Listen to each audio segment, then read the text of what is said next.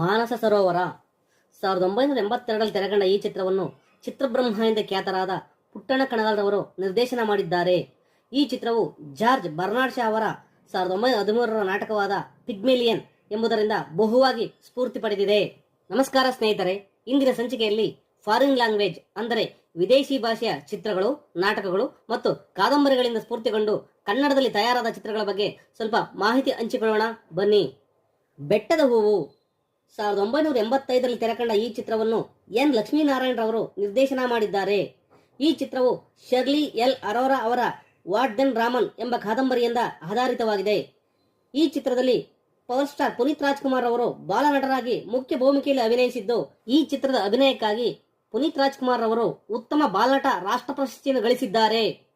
ಮುಂಗಾರಿನ ಮಿಂಚು 1997ರಲ್ಲಿ ತೆರೆಕಂಡ ಈ ಚಿತ್ರವನ್ನು ಎಸ್ ವಿ ರಾಜೇಂದ್ರ ಸಿಂಗ್ ಬಾಬು ಅವರು ನಿರ್ದೇಶನ ಮಾಡಿದ್ದಾರೆ.